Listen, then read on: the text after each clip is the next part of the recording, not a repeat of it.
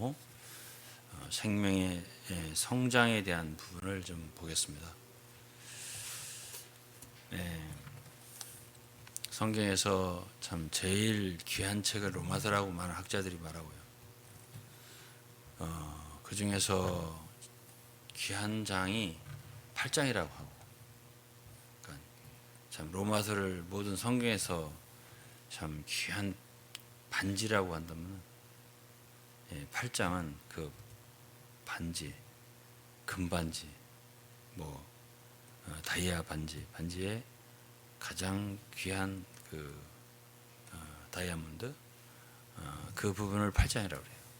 그러니까 그만큼 로마서 8장은 성경에서 중요한 위치를 차지하는 장이다 말할 수 있습니다. 우리가 신앙생활 하는데 그냥 교회를 다닌다 되는 것이 아니고 진리를 깨닫고 성경에서 무엇을 어떻게 말했나 이것을 알고 믿어야 돼요. 그렇지 않으면 허송세월하게 돼요. 그리고 여러분 옛날엔 우리 다람쥐 이렇게 쳇바퀴 도는 거 있잖아요. 다람쥐 쳇바퀴 도듯 하는 거예요. 세월이 가도 소용없어요. 그러니까 운동이든지 또는 지금 우리 성경자는 피아노 쳤지만 피아노든지 또 언어든지 뭐든지요. 기초가 좋아야 돼요. 기본을 잘 배워야 진보가 있는 거지. 그냥 무조건 잘 많이 하고 오래 하고 열심히 한다고 해서 되는 건 아니에요. 제가 요즘에 전하는 이 로마서 이제 오늘까지는 8장까지 마칠 건데 굉장히 중요하죠. 그럼 이제 로마서 7장에서 우리에게 알려주는 건 뭐냐면은 육체예요. 성경에는 육체라고 하는 말이 그렇게 좋게 쓰여지지 않아요. 좋은 말이 아니에요. 사도 바울은 문제라고 그랬습니다. 우리 육체가. 로마서 7장에 보면 우리 육신 속에는 육체, 그 플래시라고 해요. 육신이나 같은 말인데 선한 것이 거하지 않는다 그랬습니다. 또 우리 육체 속에 죄라는 것이 있다 그렇게 표현했습니다. 그래서 이제 우리 육체가 문제를 일으킨다 그랬어요. 그러면 오늘날 신앙생활을 육체로 하는 사람이 있겠죠. 그러면 로마서 7장에서 뭘 말하냐면은 많은 사람들이 그 마음으로 하나님의 계명을, 하나님의 법을 지키고 싶어하는 선한 마음이 있다는 거예요. 그런데 그렇게 할 때에 그게 되느냐, 그대로 원하는 대로 되느냐, 안 된다고 말하거든요. 그게 7장의 얘기잖아요. 이걸 모르는 사람들이 많다니까요. 그래서 무조건 선한 뜻을 가지고 하면 된다. 또 그렇게 하기를 격려하고 장려하고 강조하는 설교를 수없이 하는 거예요. 그렇게 여러분들이 10년, 20년, 30년을 해도 제가 참 어떤 분들이 서운하게 듣지 마세요.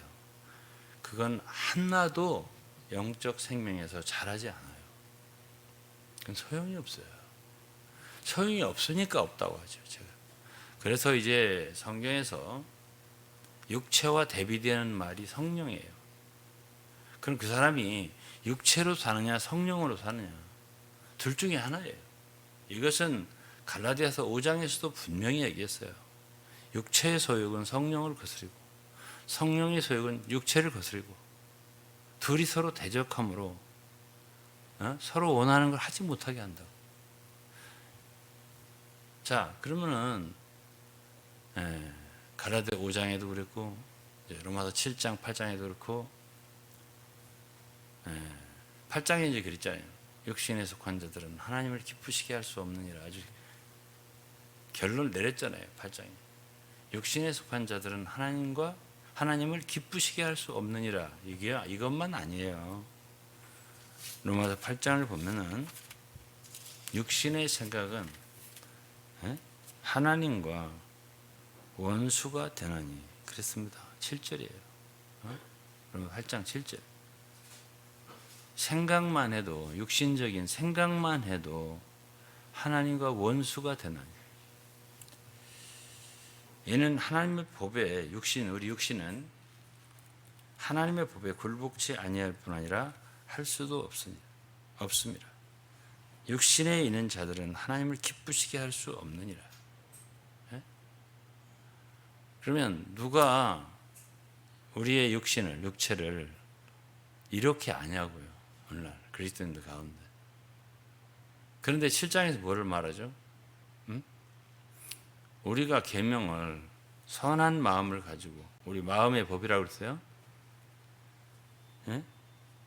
선한 마음으로 하나님의 법을 지키려고 그래. 애를 써요. 그걸 다 귀하다고 그러죠. 믿음 좋다고 그래요. 그게 무슨 믿음이에요? 로마서 7장 마지막에 보면 오호라 나는 곤고한 사람이로다. 이 사망의 몸에서 누가 나를 건져내려. 불가능하다는 얘기잖아요. 누가 나를 건져내 주지 않으면 나는 이 사망의 몸에서 죄를 지으면 살 수밖에 없어. 마지막 절 뭐라고 했어요? 우리 주 예수 그리스도로 말미암아 하나님께 감사를. 예수 그리스도 하나님께서 나를 근본적으로 구출해 주지 않으면 아무 소용이 없다. 그러면서 결론적으로 뭐라 했어요? 그런즉 내 자신이 마음으로는 하나님의 법을 육신으로는 죄의 법을 섬기노라. 마음으로는 하나님의 법을 지키고자 하지만 육신의 속에 죄라고 하는 법이 있기 때문에 23절에 그랬잖아요. 내 지체 속에 한 다른 법이 내 마음의 법과 싸워 내 지체 속에 있는 죄의 법 아래로 나를 사로잡아 오는 것을 보는도다. 육체 속에 죄의 법이 있기 때문에 우리의 마음의 법으로 하나님의 계명을 지키고자 하지만 결국은 죄의 법 아래로 사로잡혀 오고 죄를 짓고 만다 이거지. 그러니까 손든 얘기를 하잖아요. 오호라 나는 곤고한 자. 그러니까 우리는 우리 육체로서는 우리의 마음으로는 도저히 하나님의 법을 지킬 수 없다라고 하는 결론을 내렸어요. 이게 7장이에요. 7장 얘기예요. 그 다음에 이제 8장에는 3절에 보면 율법이 육신으로 말미암아 연약하여 할 수 없는 것을 율법으로는 안 된다는 거죠. 왜? 육신이 연약함으로 할 수 없는 것을 하나님이 하시는데 곧 죄를 인하여 자기 아들을 죄 있는 육신의 모양으로 보내어 육신의 죄를 정하사 그랬습니다. 그러니까 그리스도는 죄를 없는 분이에요. 그렇지만 그분의 몸에 죄를 정죄하셨을 때는 그분 죄가 없는 분인데 왜 죄를 정죄해요? 우리가 거기 포함되어 있기 때문에 그리스도의 십자가에 달리실 때 정죄를 한 거지. 육신의 죄를 정죄를 한 거지.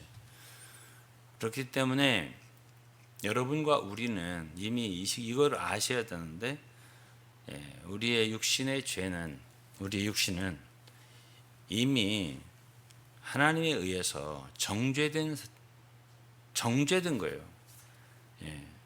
아주 죄로 이렇게 판결을 한 거예요. 그렇기 때문에 육신을 좇아서는 안 된다는 말이 되겠죠. 그럼 육신을 좇는 건 다 죄라는 얘기지.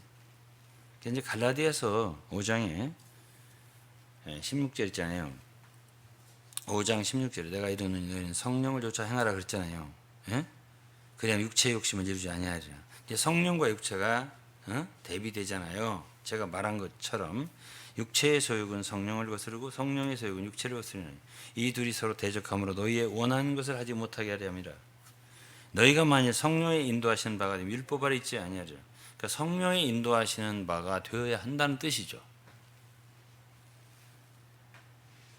19절이에요. 육체의 일은 현저하니 그랬습니다. 육체의 일은 현저하니 곧 음행과 더러운 것과 후색과 유상 숭배와 술수와 원수를 맺는 것과 분쟁과 시기와 분냄과 당짓는 것과 불리함과 이단과 투기와 술 취함과 방탕함과 또 그와 같은 것들이라. 자, 육체의 일이 이런 것들이에요. 그런데 오늘날도 오늘 많은 사람들이 이런 뭐 시기를 좀 하고, 분쟁을 좀 하고, 참 성도들과 이렇게 분리하고 원수를 맺고 또는 당을 짓고 이런 것이 그냥 육체의 일이다 라고만 생각하지, 그게 정죄된, 그게 죄라는 걸 몰라요. 그걸 모르더라고요. 그것이 로마서 8장 3절에 육신의 죄를 정하사, 죄란 말이에요. 육체의 속에 있는 많은 활동들 있잖아요. 지금 이런 다 죄란 말이에요. 그러니까 육신을 쫓지 말아야 된다는 뜻이에요. 그게 말하자면 로마서 8장 4절이에요. 그래서 육신을 쫓지 않고 그 영을 쫓아 행하는 우리에게 율법의 요구가 이루어지게 하려 하심이라 그랬습니다. 그러니까 육신을 쫓는 자는 육신의 일을, 영을 쫓는 자는 영의 일을 생각하는, 둘 중에 하나밖에 없다는 거예요. 육신을 쫓는 모든 일들은 뭐라고요? 다 죄란 말이에요. 그건 죄 짓는 일이에요. 다. 나는 의로운 마음으로 분리했다. 의로운 마음으로 당을 졌다. 형제들과. 다 죄예요. 당 짓는 건 죄라. 그러니까 육신의 일은 현저하니, 육체의 일은 현저하니, 그건 명백하다는 뜻이에요. 그거를 어물어물하게 생각하지 말라는 거예요. 나는 이게 좋은 뜻이야. 그렇게 말하지 말라 이거예요. 그래서 로마서 8장 3절은 죄 없는 육신에, 그 예수 그리스도의 육신에, 말하자면 육체의 죄를 정죄하사, 죄란 말이에요. 그건 죄. 그러니까 갈라디아서 5장 19절 이하를 읽으면서도 육체의 일이 이렇다 했지만 이게 죄가 아닐 수도 있다라고 생각하는 사람도 있을까봐 로마서 8장 3절에 분명히 그것을 죄로 정했다고 얘기를 한 거예요. 그 로마서 8장 3절을 그렇게 이해를 못하는 사람이 많습니다. 이게 무슨 소리지? 육신의 죄를 정하사, 그리고 육신을 쫓지 않고 영을 쫓아 행하는 우리에게 율법의 요구가 이루어지게 하려 하심이라. 그러니까 육신을 쫓으면 안 된다는 뜻이죠. 죄인데요, 다. 죄인 줄 알면 우리가 두려워하잖아요. 왜 도둑질 안 하죠? 죄니까. 왜 살인 안 하죠? 죄니까. 왜 간음을 못 하죠? 죄니까. 그렇잖아요. 그런데 여기에 쭉 그 말고도 시기를 한다든지 투기가 있다든지 방탕이 있다든지, 말하자면 불리함이 있다든지 원수를 맺는 게 있다든지, 이단이 있다든지. 이단이라는 건 하나의 섹트예요. 우리는 아주 특별한, 아주 성경적인 그런,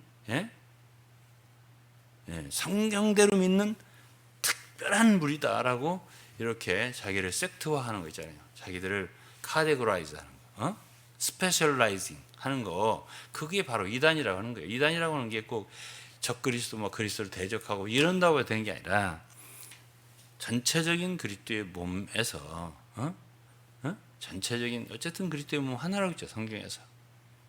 보편적인, 그야말로 유니버설리티, 그러니까 보편성. 교회라고 하는 건 사도성이 있고 보편성이 있고 일치성이 있고 이런 게 있어요. 성경 이제 신학적으로 보편성이 있는 거예요. 하나란 말이에요. 거기서 어떤 특별한 슬로건을 붙여가지고, 좀 소위 말하자면, 참 대한민국 이제 정치에서는 당을 다 허락해요. 공인되어 있어요. 정치는. 그러나 그리스도인 성경에서 그리스도의 몸은 당이 허락되지 않아요. 당 짓는 거, 당 허락되지 않아요. 오직 한 당만 있는 거예요. 예수 그리스도 교회당 하나밖에 없는 거예요. 근데 그런 특별한 아주 어쨌든 자기들만 있는 어떤 자기들만의 어떤 그 울타리를 만들어서 우리만 깨끗하게 하나님 성경 말씀대로 완전하게 옳게 막 이렇게 하는 거 있잖아요. 그게 이단이라는 거예요. 그게 이단이에요. 그게 이제 헬라어로 하이레스였어요. 그러니까 바리새파 할 때 그 파가 바로 하이레스였어요. 바리새파, 우리 파, 이거 우리 파. 사두개파 할 때 그 파가 하이레스였어요. 이단이라는 말이. 그래서 그걸 그대로 영어한 게 헤레스라는 말이에요. 헤레스. 그래서 킹 제임스 버전에 보면 헤레시스 이렇게 번역했어요. 그 갈라디아서 5장 20절 말씀을 이단과 이렇게 할 때 그런 것도 죄다 이거죠. 그러니까 죄라고 하는 건 개인적으로 뭐 간음이라든가 음탕이라든가 호색이라든가 더러운 거 이런 거는 다 개인적이라고만 단체적으로도 다 죄가 있는 거야. 당 짓는 거 혼자 당 짓는 거 없잖아요. 그 단체적인 죄예요. 또 뭐 분리한다. 그것도 이제 혼자 분리하는 것도 있지만 여럿이 분리하는 거, 가족 함께 분리하는 거 이런 거 있잖아요. 그 함부로 분리하는 게 육체의 일이라는 거예요. 그 성령을 따라서 분리하는 거 아니잖아요. 가족처럼 지내서 갑자기 이 사람 미쳤나? 아무 일도 없는데 난 떠난다는 거예요. 이런 것들이 다 육체의 일이라는 거예요. 나 이렇게 하다 오늘 저 로마서 8장 못 끝내겠는데. 그러니까 어떤 사람들은 이 갈라디아서 5장 19, 20절 육체의 일은 현저하니 쭉 썼잖아요. 여기에는 개인적인 죄도 있지만 단체적인 죄도 있는 거예요. 뭐 우상 숭배도 있고 술수도 있고 뭐 여러 가지가 있습니다. 여기에 보면은 다 그런 게 죄다 이렇게 표현했습니다. 예수 그리스도 육신의 죄를 육체의 죄를 정하사 정죄하사 죄란 말이에요. 그러니까 우리도 모르는 사이에 성도들은 자기도 모르게 그러한 개인적인 죄에 빠질 뿐 아니라 단체적인 죄에 빠지고 일생 죄를 짓다가 가는 수가 있는 거예요. 나는 죄 질 마음이 없는데 아니 로마서 7장에는 바울 사도조차도 죄질 마음으로 계명을 쫓으려고 한 게 아니에요. 마음의 선한 마음이요. 그런데 결국은 그게 육체의 일이 되고 그거는 죄의 법 아래 사로잡혀오는 결과를 맺기 때문에 결국은 육체의 일이란 말이에요. 육체 속에 선한 것이 거하지 않는다고 그랬어요, 바울이. 그리고 육신의 생각만 해도 육체의 생각만 해도 그건 하나님의 원수가 된다고 그랬어요. 그러면 우리가 성경에서 말하는 육체를 이 육체대로 아는 그리스도인이 몇 명이 될까요?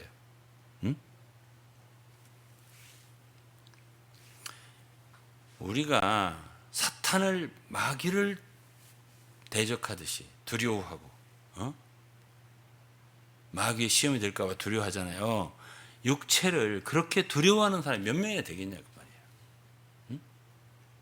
그럼 이러한 것들을 기본적으로 우리가 알지 아니하고 어떻게 그리스도인의 생활을 제대로 할 수가 있냐 근데 제가 물어보는 거예요.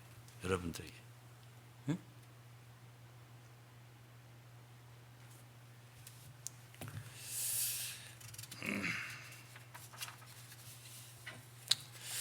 그래서 이제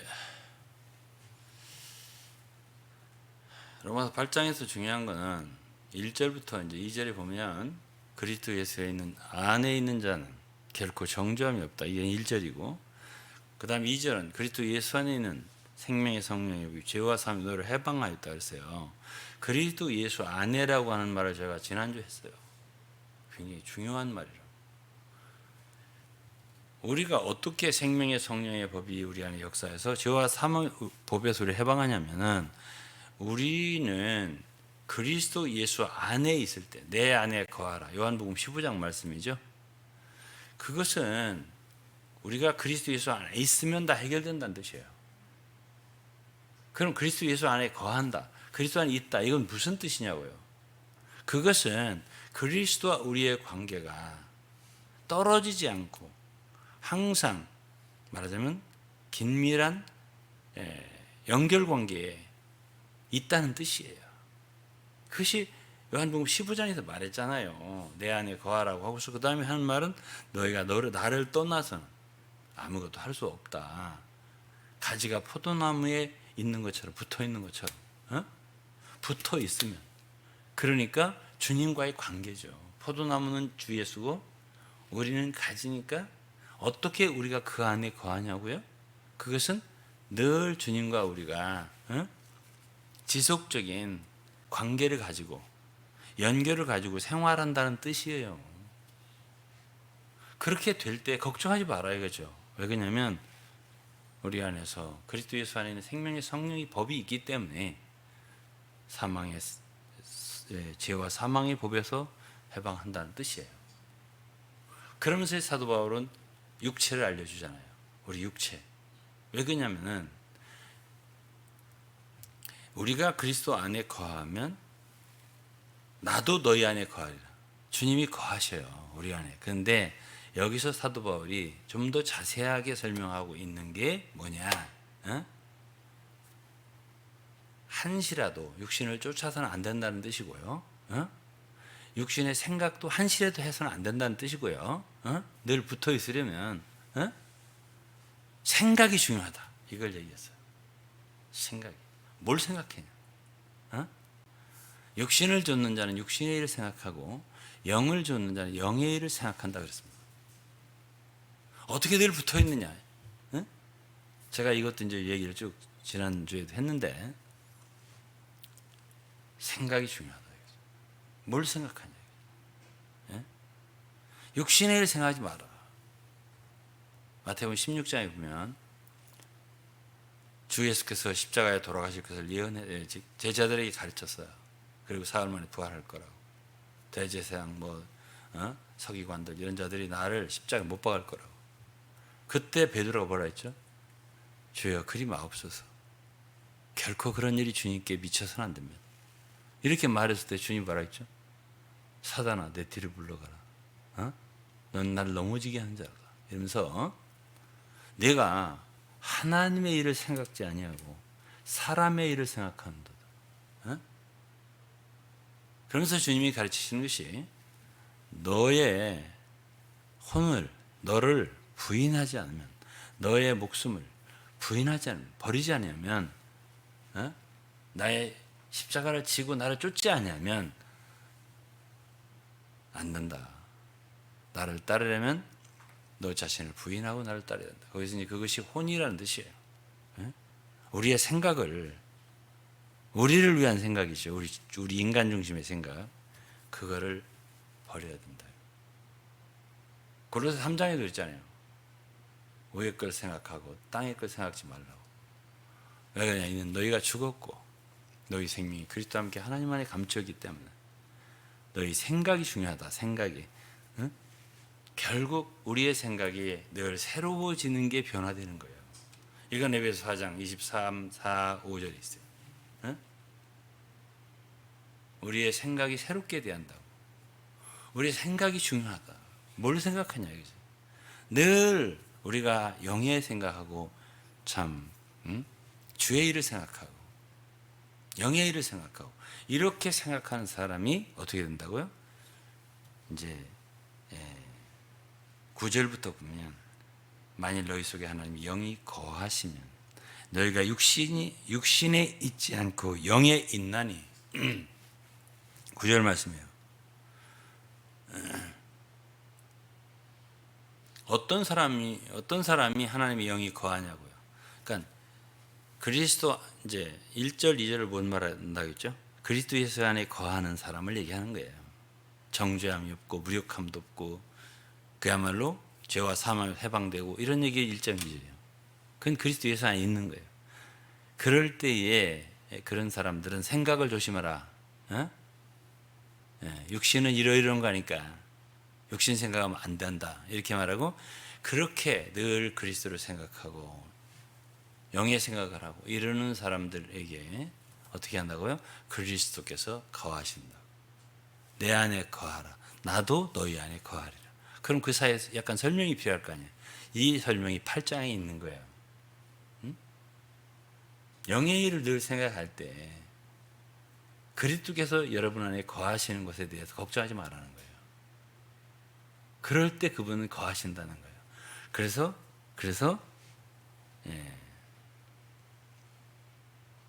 만일 영에 거하면, 그리스도 영이 너희 안에 거하면 육신에 있지 않게 된다고. 영에 있게 된다고. 그래서 누구든 그리스도의 영이 없으면 그리스도의 사람이 아니라고.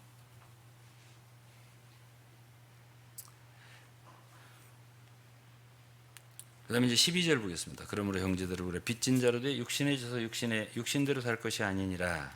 너희가 육신대로 살면 반드시 죽을 것이로 영으로서 몸의 행실을 죽이면 살리니. 그러니까 로마서 8장에 제일 많이 말한 게 뭐죠? 육신이죠. 육신대로, 육신 따라 살면 죽을 것이로 돼요. 그건 길이 없다. 이 얘기를 계속 했어요. 8장에. 그리고서 영으로 살아야 된다. 이건 가라데 5장 똑같이 말했어요. 영으로 살고 영으로 행하라. 육신을 좇지 마라. 이걸 가라데 5장 똑같이 강조했어요. 8장도 똑같아요. 이것을 구분해서 성도들에게 육체를 조심하게 하는 가르침이 어디 그렇게 있죠? 많이 듣지 못했어요. 빌립보 3장도 여러분들 읽어보면 우리는 하나님의 성령으로 봉사하고 우리의 육체를 신뢰하지 않는다고. 그런 우리가 참 할례당이라고 바울 사도가 말한 거예요.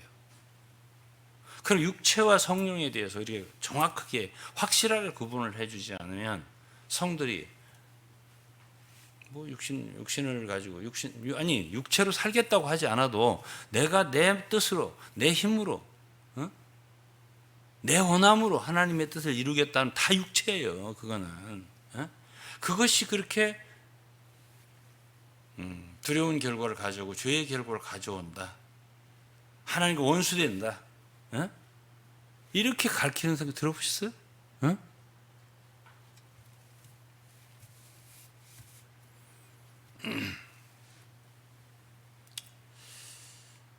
그래서 이제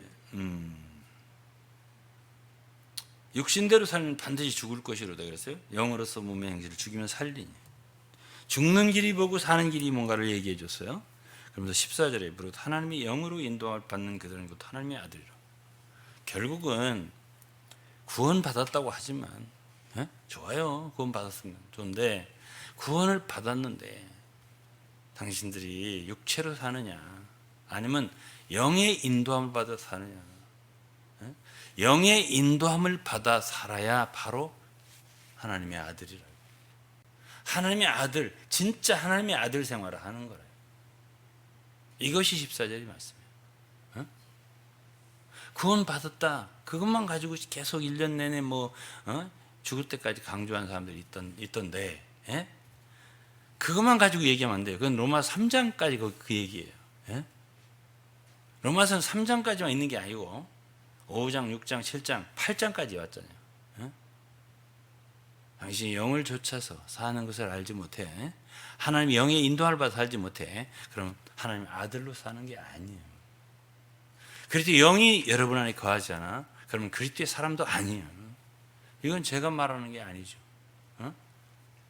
몇 절에 있죠? 그 말씀이? 9절에 있죠. 누구든지 그리스도의 영이 없이 살면 아니 구원받아서 무조건 그리스도의 영이 있다고요? 아니요. 유다서를 여러분 읽어보면 그 사람은 영이 없는 자니라. 육신에 사는 사람들이 있다는 얘기예요. 그 사람은 영이 없는 자니라 그랬습니다. 그 그리스도의 사람이 아니에요. 그러면서 15절에 너희는 다시 부서하는 종의 영을 받지 아니하고 양자의 영, 아들의 영이요 받았으므로 아바 아버지라 부르짖느니라. 성령이 친히 우리 영과 더불어 우리가 하나님 자녀인 걸 증거하는. 이렇게 하나님 영의 인도를 받아 살 때 아버지와 자녀와의 관계가 비로소 제대로 이루어지고 우리 속에서 그 영이 있기 때문에 아들의 영이 있기 때문에 아바 아버지라고 부르짖게 된다는 거예요. 아버지와 아들 관계가 정상적으로 이루어진다는 거예요. 내가 자식을 낳았다고 해서 내가 뭐 손자를 뒀다고 해서 할아버지 할 것 같아요? 예? 늘 어떤 관계를 지속적으로 갖지 않는데, 예? 뻐꾸기처럼 낳고서 어디로 도망가 버리고 버렸는데 아버지 할 것 같아요?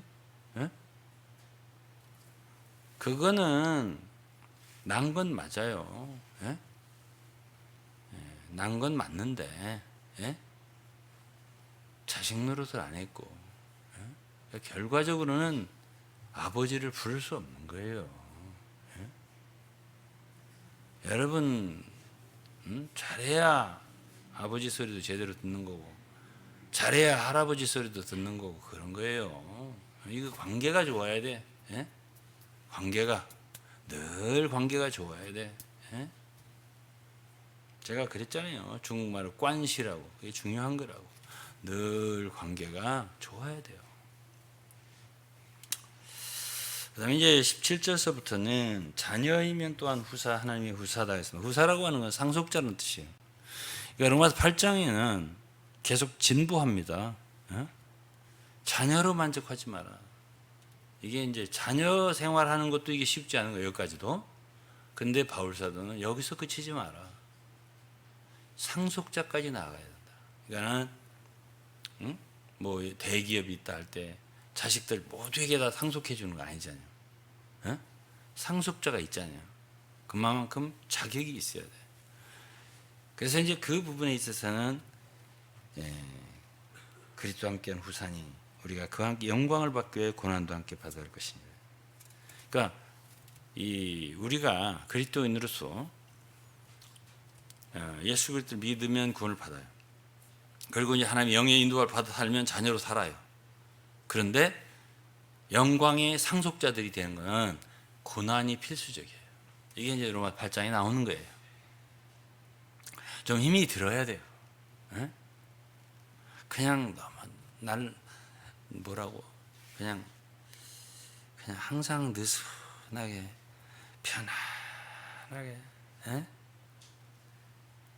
그렇게 신앙생활하면 안 돼요. 조금 힘이 들어야 돼요. 그게 이제 일종의 고난인데 좀 사서 고난을 좀 받아도 좋아요. 젊어서 고난은 사서도 한다 그런 말인데요.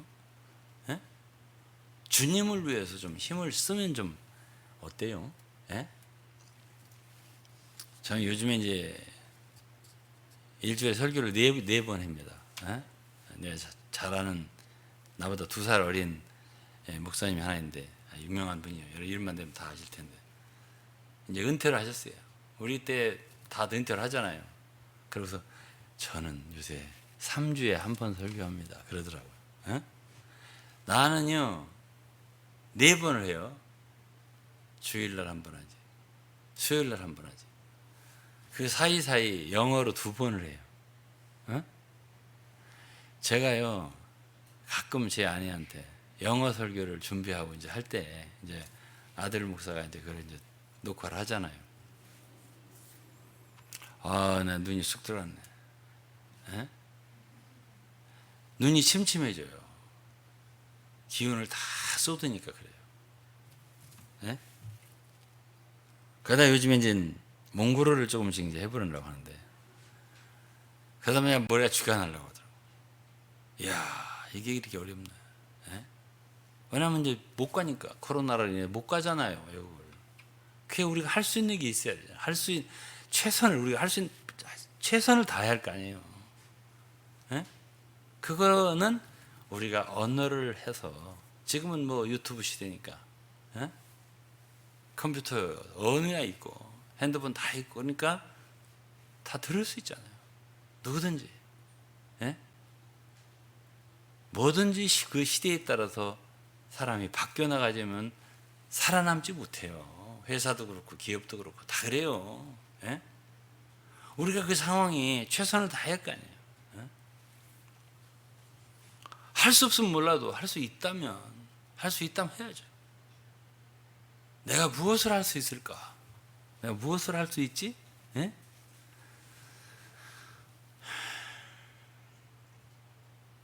생각해보면, 기도해보면 답이 나와요. 아, 이걸 이렇게 하면 참 좋겠다. 근데 막상 해보니까 정말 쉽지는 않더라고요. 제가 지금 고생을 좀 하고 있어요. 아니, 우리 고난이라는 게 고난이 오라가 아니라 내가 주님을 위해서 그래도 할 수 있는 게 무엇일까? 힘을 다 해보는 거죠. 다 힘을 쏟는 거예요. 예? 그럼 언제 힘 쏟을 건데? 점점 늙는데 나이는 먹고. 인생 짧습니다. 예? 그렇게 풀어놓고 살면 안 됩니다. 그래서 결국은 이제 영광의 후사가 되는 것은 고난이에요. 예? 영어로는 hardship. 디모데후 4장에 보면 누가 그랬지? 바울 사도가 디모데에게 나타날 영광 그리고 그의 왕국을 두고 내가 엄히 명하노니 말씀을 전하라. 너 날 말씀을 전파하라. 경계하고 권하고 책망하고 하라고. 사람들이 진리를 듣지 않는다고 지금. 그러니까 너는 나와 함께 복음과 함께 고난을 받자. 그럴 때 이제 의로운 재판장이 나타나시고 그럴 때 상급을 주실 거다. 이런 말씀이 있습니다. 디모데후 4장에. 거기에 이제 복음과 함께 고난을 받자. 말씀을 전파하자. 그 고난이라고 하는 말이 hardship이에요. 어려움이란 뜻이에요. 힘들어. 그렇게 그냥 어떻게 꽃가마만 타고 다니냐고 예수 믿고. 아니, 대통령이 되기도 그렇게 어려워요. 요즘에 보니까. 어떻게 뭐 잘났다고 꽃가마 타고 대통령이 되겠습니까? 그 수많은 과정 거치더만 보니까. 뭐 부인이 어떻다, 뭐가 어떻다, 뭐 장모가 어떻다, 뭐가 어떻다. 요거도 뭐, 당에 들어가냐, 말해야 되냐. 그러면서 어렵더구만 보니까. 뭐 하나 쉬운 게 있어요. 우리가 영광의 하나님 섬기는데 복음을 전하고 증거하는데요. 내가 할 수 있는 게 무엇일까? 지금 당장 써먹지 못하고 지금부터 연습하면 될 거 아니에요. 연습. 저는 어떤 거를 좀 예를 들어서 영어 같은 걸 조금씩 해보려고 제가 준비한 게 20-30년의 세월이에요. 준비 없이 뭘 할 수 있다는 말이에요. 근데 옛날부터 생각했어요. 아마 나중에 내가 잘하고 좀 세월이 가서 어쩌면 난 영어를 전할지도 모르겠어. 이건 한 30대 때부터 제가 생각했습니다. 그날 진짜 오더라고요.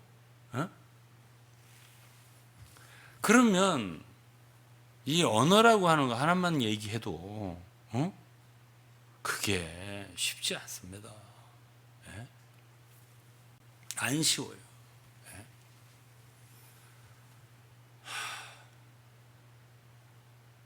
안 쉬운 걸 하니까 고통스럽지. 힘들지. 힘들지. 좀 힘을 들여야지. 예를 들어서 여러분 건강도 그래요. 기도해 주세요. 아니, 기도는 해드리겠는데 건강을 위해서도 늘 좀 자기가 훈련을 해야 돼요. 항상 훈련을 해야 돼요. 걷는다든지 뭐 스트레칭을 한다든지 뭐 근력은 제가 참 못하지만은 여러분 해야 되는 거죠. 그럴 때 오래 살아남아서 주님을 위해 섬길 수 있는 거예요. 그것도 어려운 거예요. 그것도 하나하나 하려면은 그 모든 것이 자신을 갖다가 예비하는 거 아니겠어요?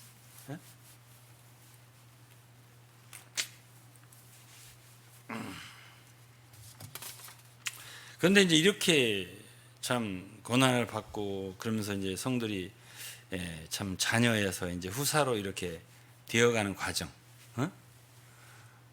그것이 집 사람이 염으로 가는 거 아니겠어요? 여러모로 이렇게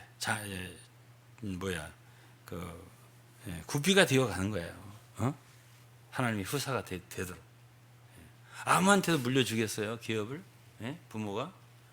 그러니까 이제 그 후사가 되도록 많은 과정을 어려움을 겪어가면서 이제 자라는 거예요. 그런데 그것에 대해서는 바울이 말하는 피조물들도 이걸 원한다 그랬습니다. 제가 에베소서를 얘기할 때도 그랬어요. 지금 우리는 책임을 우리만 지는 게 아니고 교회만 지는 게 아니고 교회 성도들을 위한 것만이 아니라 모든 만물 피조물까지도 우리가 짊어지고 있다고. 그들도 하나님의 영광의 아들들이 일어나기를 영광을 받는 자들이요. 그게 바로 후사들이잖아요. 그들이 일어나기를 바라고 있다. 그게 함께 탄식하고 있어요. 피조물들이. 왜 이렇게 앉아냐? 왜 이렇게 느슨하냐? 좀 힘 좀 써라. 좀 고난 좀 받고. 현재의 고난은 나타날 영광과 비교할 수 없는 것이 아니냐. 피조물들이 얘기하는 못 들었어요? 네. 탄식하면서 피조물들이 우리도 여러분들이 그래야 영광의 자유에 우리도 이른다. 이것이 이제 로마 8장 얘기예요. 바울이 그런 얘기를 하는 거예요. 그러면서 성령께서도 이걸 도우신다. 우리 연약함을 알기 때문에 우리 속에서 말할 수 없는 탄식으로 도와주신다. 그리고 만유가 합력해서 선을 이루고 결국은 맏아들 예수 그리스도의 형상을 이루게 하신다. 주님이 도와주신다. 이렇게 이제 8장은요 후반부로 갈수록 하나님께서 어떻게 우리를 도와주시는가, 만유가 합력해서 이루게 해주신다. 그러면서 여러분들이 부르심을 받았다면 의롭다 하심을 받은 거고, 의롭다 하심을 받은 거면 영광 얻게 된다, 영화롭게 된다까지 얘기를 해놓는 거예요. 영화롭게 된다. 그리고 누가 여러분들을 정죄하냐? 여러분을 의롭다 하신 하나님이시고 아들을 아끼지 않고 여러분들이 주셨기 때문에 만유를 선물로 주신다. 그리고 여러분들을 위하신다. 하나님이. 그리고 너무너무 사랑하신다. 어떤 어려운 환경도 위험이나 칼이나 고난이나 핍박이나 어떤 것도 다 이길 수 있도록 충분한 사랑을 하신다. 이길 수 없는 건 없다. 넉넉히 이기게 해주신다. 라고 얘기를 하는 게 8장 얘기예요. 목표 이르게 해주신다. 얘기거든요. 이 로마 8장 얘기예요. 여러분 성경 이렇게 와서 감동적인 록펠러가 어떻고 카네기가 어떻고 링컨이 어떻고 이런 설교를 듣는 게 좋아요? 아니면 이 로마서 8장을 이렇게 듣는 게 좋아? 얘기를 좀 해봐. 나도 그 감동적으로 할 수 있어. 없는 거 아니야. 골프 선수 누가 어떻게 성공했고, 누가 어떻게 했고, 이런 얘기를 해서 참 여러분들에게 동기부여를 주고 격려를 해서 어떻게 회사 생활을 성공하고 이런 얘기를 할 수 없는 사람이 아니에요. 그런데 오셔서 로마서 7장, 8장을 배우는 게 좋아요. 그런 얘기하면 내가 바꿔줄 테니까. 그거 아무 소용없어요. 그거는 아무 소용없어요. 그거는 다만 이 생에 좀 도움이 될 뿐이지 영생에 도움이 안 돼요. 우리는 이 신앙생활하는 목적이 분명해야 돼요. 이 생에서 잘 먹고 잘 살라고 우리 여기 오는 거 아니에요. 영생을 취하라. 바울사도가 디모데에게 말했습니다. 진리를 붙잡아라. 진리를. 아이고, 거기에 가면 항상 말씀만 말하더라고. 아유, 말씀을 말아야지 교회에서 뭘 말하란 말이야.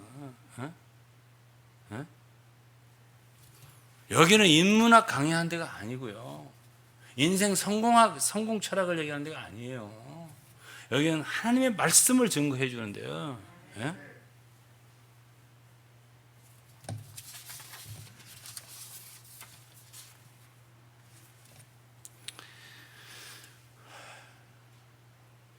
7분 내로 끝내겠습니다. 이제 오늘은 이 성장이라는 말을 제가 하고 마칠 건데요. 성경에서 이 성장이라고 하는 말이 많지가 않아요. 생명이 자란다. 이 말이 많지가 않아요. 오늘 읽은 본문에 베드로후서 3장에 있습니다. 3장 18절. 오직 우리 주 예수, 우리 주 곧 구주 예수 그리스도의 은혜와 저를 아는 지식에서 자라가라. 잘한다는 말이요, 오늘 그리스도는 많이 쓰는데 성경에 잘한다는 말이 내가 볼 때는 여기에 유일합니다. 그럼 어떻게 잘하나? 이거는 굉장히 중요해요. 물론 믿음에 잘한다 이런 얘기 있어요. 다른 데살로니가 후서에 있습니다. 잘한다. 또 잘하는 어떤 사상이 있습니다. 요한일서 2장 읽으면 자녀들이 있고 청년들이 있고 아비들이 잘하는 거잖아요. 예? 근데 잘하라 직접적으로 말하는 거 이것이 잘하라.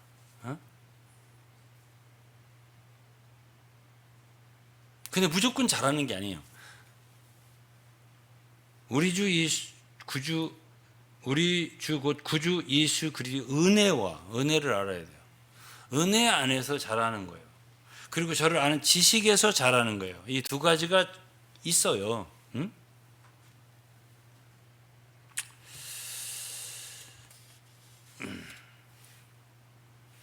그게 이제 첫 번째는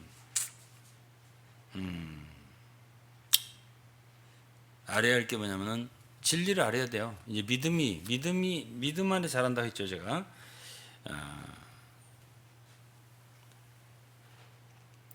로마서 8장 초반부의 말씀이 그리스도 예수 안에 있어야 된다. 이거는 제가 이걸 믿음이라고 했습니다. 그래서 제가 지난주에 예수 그리스도는 우리의 머리시다.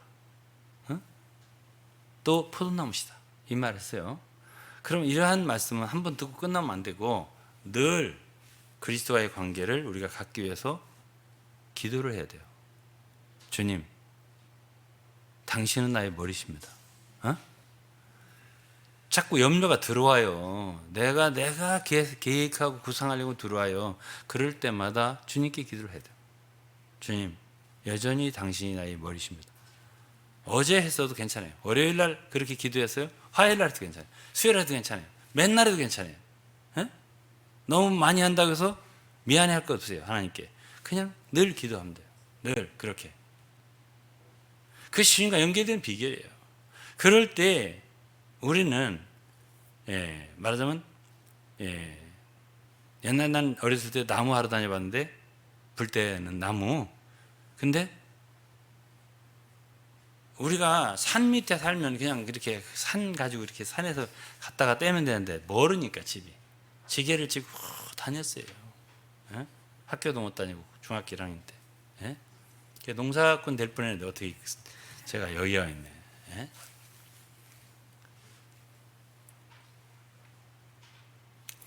산 전체를 주신 거예요.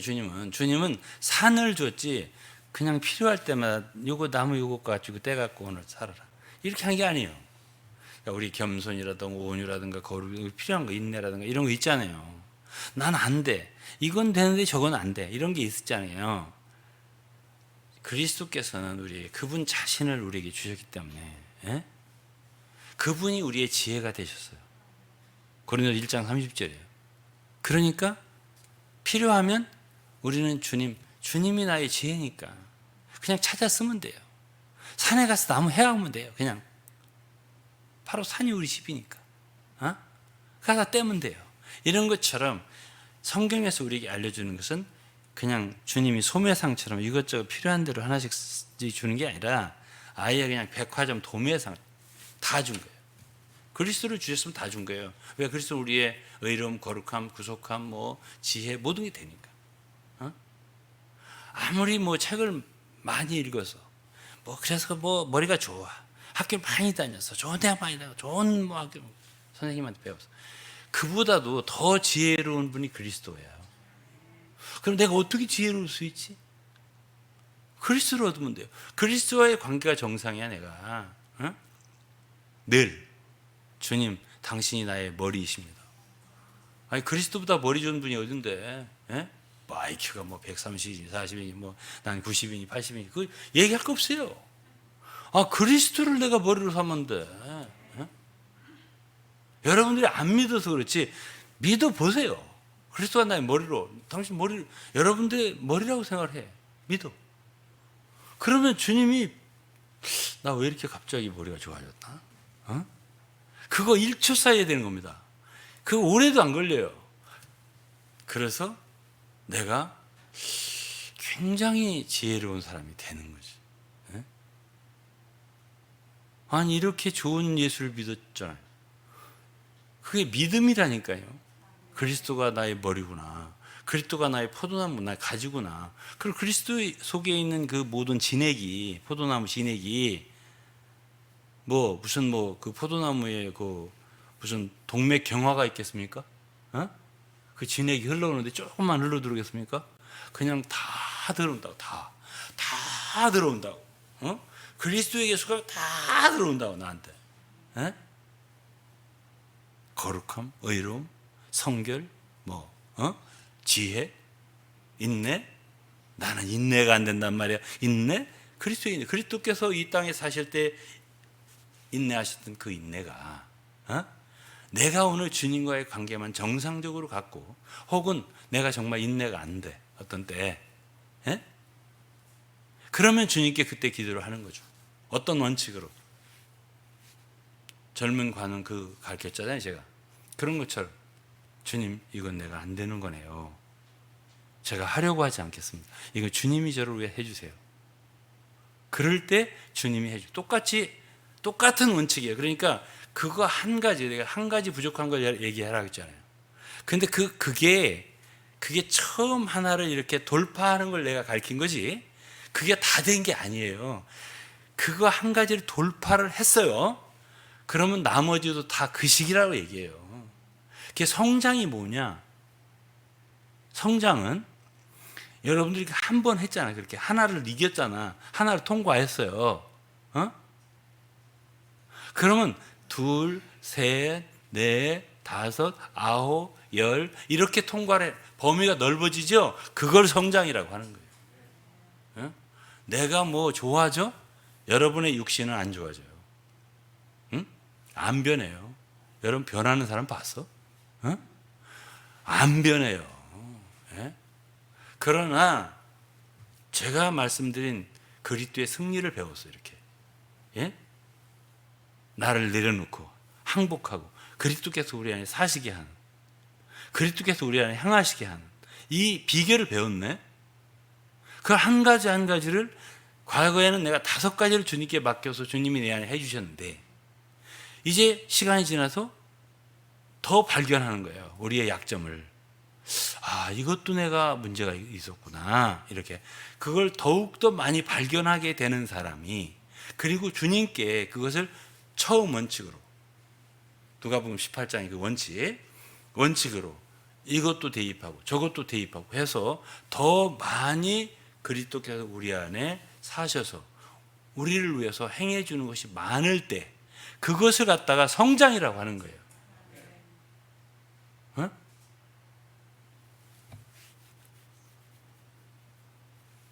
그래서 은혜 안에서 자란다는 거예요. 은혜라고 하는 건 내가 뭘 하는 건 은혜가 아니에요. 하나님께서 내 안에서 해주시는 걸 은혜라고 그래요. 그게 많어, 내 속에서. 그게 많어. 옛날에는 염려하는 것 정도는 죄가 아니라고 생각했어. 좀 우울한 거, 외로운 거, 고독을 씹는다, 외로운 거, 이런 건 죄가 아니라고 생각했어. 이게 외로운데 어떻게 해요? 주여 외롭습니다. 근데 성경에서는 내 앞에는 항상 기쁨이 충만합니다, 이런 말씀이 있거든요. 이 외로운 것도 죄네. 이것도 내 육신의 일이네, 육신의 생각이네. 이런 걸 내가 봤다 이거예요. 그러면 그걸 또 내려놓는 거예요. 주님은 내 기쁨이시죠. 내 은혜이시고요. 내 즐거움이시죠. 내 이 외로움 틀렸어요. 이거 아니에요. 내가 왜 이 외로움을 누립니까? 이렇게 하면서 거기서도 하나 딱 통과를 하는 거예요. 과거엔 다른 건 다 좋은데 그 부분만 가면 좀 외롭고 싶어. 한번 고독을 씹고 싶어. 이것이 말이죠, 다 우리 육체 속에 있는 그 하나씩 변화되어야 할 부분들이에요. 그걸 주님으로 바꾸는 거죠. 그리스도로 바꿔. 주님, 이것도 내 안에서 주님의 생명으로 바꿔주십시오. 주님이 나의 외로움을 제거해 주시고 그리스도께서 그 자리를 차지해 주십시오라고 하면서 이렇게 하나씩 옛날에는 또 억지로 가식적으로 저 지체를 내가 좋아하지 않는데 그렇게 하면 또 창피하기도 하고 하는 척 하는데 성경 베드로서 1장에 보면은 형제를 사랑하되 뜨겁게 진심으로 사랑하라. 이런 말씀 봤다 이거에 가령 이건 내가 잘못하는 거네. 주님 하고서 내려놓고 다시 누가복음 18장처럼 그리고 다시 그걸 또 이렇게 하면 진실한 사랑이 뜨거운 사랑이 나올 수 있거든. 그럼 이렇게 하나씩 바꾸는 게 많아. 바뀐 게 많아. 옛날에는 5가지밖에 안 됐는데 9가지가 아니라 90가지가 넘어갔어. 그럴 때 로마서 8장에는 그야말로 마다들의 형성, 그리스도의 장성한 분량이 충만한 데까지 이르리니 이게 성장하는 거예요. 그게 은혜 안에서 자라는 거예요. 그게 진리는 우리 속에 우리에게 보여주는 거예요. 진리는 빛이거든. 원래 빛이 우리에게 임할 때 진리거든. 우리에게 우리 자신을 보여주는 거예요. 그럴 때 이거 아니구나 저거 아니구나 이것을 하나씩 내놓고 주님께 구할 때 주님 은혜의 보좌에 계셔요. 그런 사람들을 위해서 항상 피를 공급해주고 은혜를 공급해주고 통과할 수 있도록 이뤄낼 수 있도록 우리 안에서 역사를 해주시거든. 내가 그리스도와 함께 십자가에 못 박혔나니 그런즉 이제 내가 산 것이 아니고 내 안에 그리스도께서 사신 것. 이거는 늘 믿어야 돼요. 그럴 때 성장이 있게 되는 거예요. 제가 1시간을 더 할 수 있는데 오늘 여기서 마치고요. 또 다음 주에 하죠. 그래서 저는 참 이런 말씀이 얼마나 중요한지 제가 알아요. 여러분들의 그리스도의 삶이 참 습관적으로 옛날부터 내가 해왔으니까 그런 식으로 생각하지 말고 한번 뒤집어 엎어야 돼요. 개혁을 해야 한다니까. 루터의 종교개혁만 개혁이 아니야. 오늘 우리 속에서 우리의 살아오던 타성해진 그런 삶을 버리고 진리에 입각한 삶으로 바꾸는 걸 개혁이에요. 그럴 때 우리는 많은 역사가 우리 가운데 일어나고 많은 열매가 맺힐 수가 있어요. 주님께서 여러분들을 축복하시기 바랍니다. 기도하겠습니다. 하나님 아버지 감사합니다. 오늘은 우리가 어떻게 성장하는가 묵상을 하였습니다. 하나님 이 말씀을 들은 우리 사랑하는 성도들이 정말 주 안에서 잘 자라고 많은 면을 주님께 맡기고 우리의 많은 것들 약한 것들 근심할 것이 아니라 자랑하면서 주님 바꿔주십시오. 주님이 이루어 주십시오. 주님이 향하여 주십시오. 늘 간구하고 기도하며 또 주님으로부터 은혜를 얻는 성도들 되게 하여 주옵소서. 예수 그리스도의 이름으로 기도했습니다. 아멘. 찬송가를 저하고 한번 불러보겠습니다. 복음성가 271장입니다.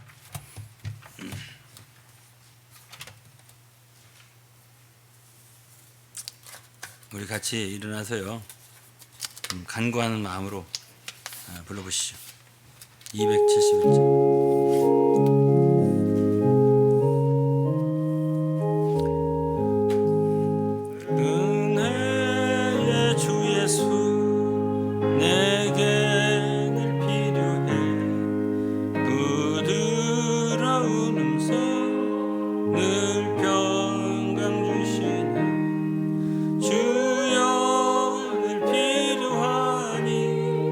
항상 내게 오사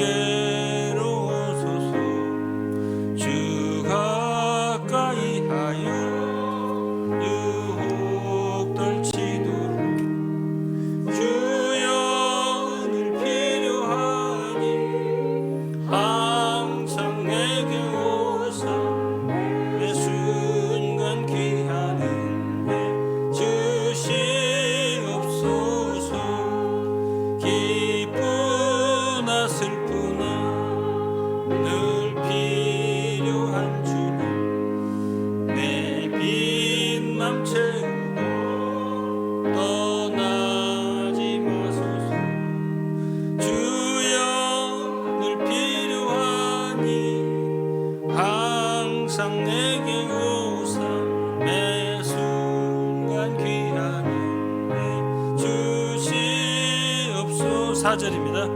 늘 필요한 주여 날